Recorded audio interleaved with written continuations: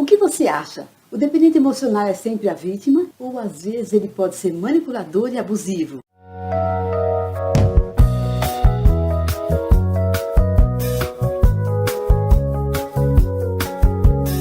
Olá, seja muito bem-vindo ou bem-vinda a este programa Doutora Beth Esclarece. E hoje a nossa pergunta é do José Antônio. Ele diz o seguinte: doutora, acompanho os seus vídeos e sei que a senhora estuda muito esse assunto. Tenho uma companheira dependente emocional e gostaria de saber a sua opinião. Dependentes emocionais também podem ser manipuladores e abusivos? Olha isso!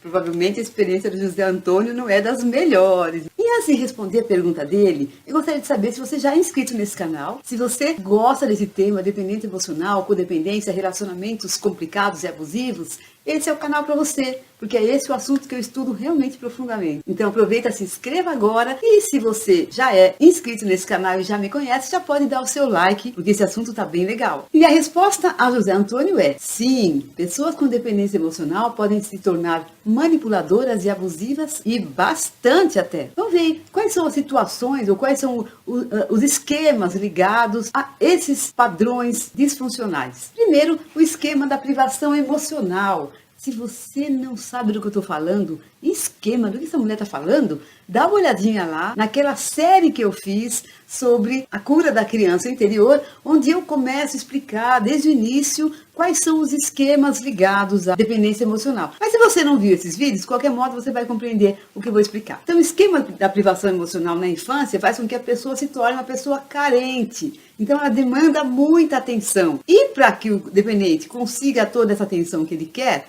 muitas vezes ele manipula, muitas vezes ele faz joguinhos, ele finge algumas coisas, exagera outras, tal, para conseguir essa atenção toda que ele precisa. O segundo esquema que está mais relacionado a esse comportamento de manipulação do dependente emocional é o esquema do abandono e instabilidade. E também o esquema da desconfiança e abuso. O que isso quer dizer? Que a criança na infância, ou ela foi abandonada, ou rejeitada, ou vivia relacionamentos muito instáveis, assim, uma situação muito insegura para ela, ou ela foi abusada e se tornou uma pessoa desconfiada. Então é alguém que passou a se sentir muito insegura diante dos relacionamentos, tem muito medo da rejeição, do abandono, do abuso, medo de ficar só em casa. E por causa de tudo isso, ela pode passar a manipular também, ela pode vigiar, pode passar a ser persecutória com o outro, ter um ciúme exagerado.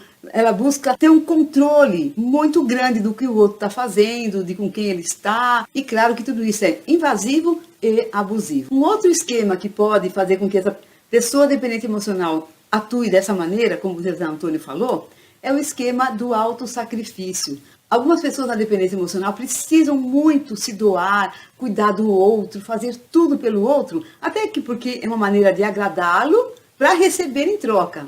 Mas muitas vezes não recebem em troca.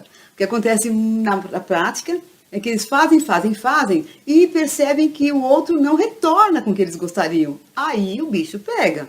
Pode imaginar, né? Porque aí a pessoa começa a ficar irritada, frustrada, e isso vai aumentando, daqui a pouco explode. E lá vai, né? Lá vai bronca para cima do outro, crítica, e se queixa muito do comportamento não responsivo do outro. Ou seja, elas atuam no autossacrifício, mas depois cobram um preço muito alto. Por isso que eu sempre falo, gente, esse negócio de sacrifício aí tem que pensar bem se vale a pena fazer. Uma vez que você fez, ou você acha que o outro está devendo para você, ou você fica na sua e fez de pura boa vontade. Aí funciona bem. Um outro esquema relacionado à dependência emocional que pode provocar esse comportamento disfuncional é o dos padrões inflexíveis. Ou seja, essa pessoa tende a ser rígida, perfeccionista, e nesse perfeccionismo ela acaba tendo uma exigência muito alta consigo mesma e exigência com o outro. Por causa disso, pode se tornar muito crítica, apontando muito os problemas ou as dificuldades ou as fragilidades do outro, o que, claro, é bem desagradável. Acaba sendo uma manipulação para que o outro mude e seja aquilo que ela acha que é bom. Complicado, né? Um outro esquema relacionado ao problema é o esquema da subjugação. E o que é isso? É quando a pessoa se submete demais ao outro, ou porque tem medo de perder, ou se sente ameaçada de alguma maneira, então se submete demais. Quando a pessoa faz isso, o que ela está fazendo? Colocando o seu poder nas mãos do outro. Mas veja, se ela for adulta, ela faz isso porque ela quer fazer. Ah, mas o outro de alguma maneira quer me impor, quer me comandar. Você escolheu aquele parceiro. Veja, a pessoa se submete e depois se frustra, porque é uma relação sempre desigual, uma relação que não tem o retorno também que ela gostaria. Por exemplo, ela pode achar que se ela se submeter, o outro deveria amá-la ainda mais, porque ela é tão legal. Mas o outro provavelmente vai entrar num lugar de dominador e não vai dar esse reconhecimento que ela gostaria. Além de ser, de um modo geral, bem desconfortável viver com alguém que está sempre subestimando a sua capacidade, subestimando você. Um outro padrão ligado à manipulação na dependência emocional é da negação da realidade. A gente, de vez em quando, tem falado aqui nesse sintoma importante da codependência, em que existem sinais acontecendo e a pessoa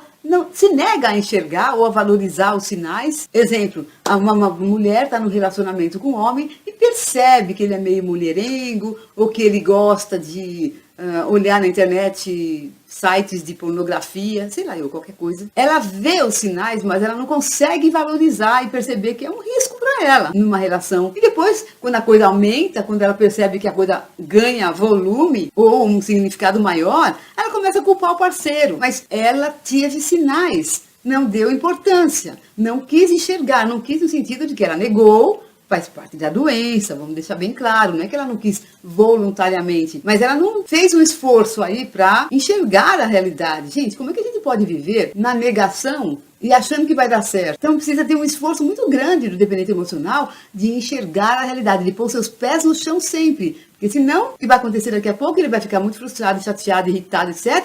E vai culpar o outro, e vai criticar o outro. Outro padrão de comportamento da dependência emocional é a obsessão pelo outro. Esse é um outro motivo para a pessoa se tornar controladora, se tornar abusiva e até mesmo violenta. Ela se apega demais e fixa. Tem que ser esse. Vai ter que ser essa pessoa.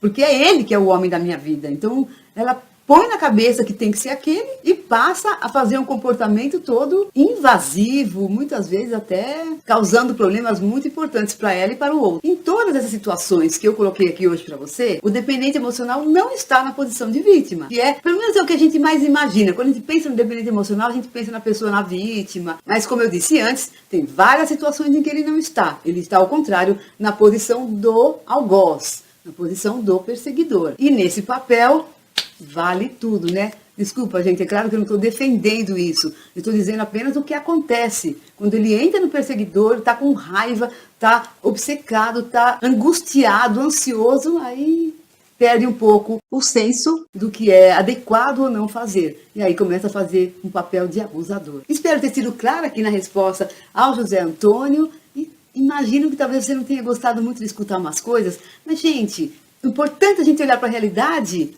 para a gente poder mudar isso, mudar esse quadro. Então, se você vive isso de alguma maneira, é só fazer um bom tratamento para que você se liberte disso. E se você gostou desse vídeo, dê o seu like. Se ainda não se inscreveu nesse canal, aproveite e faça isso agora. E compartilhe esse vídeo com outras pessoas que você percebe que fazem algo parecido com isso. Deixe seu comentário. Vamos lá, coragem para se abrir, para a gente conversar um pouco. Você se percebe de vez em quando entrando em alguma dessas situações? E quem sabe o seu comentário pode se tornar um novo vídeo. Tudo de bom para você?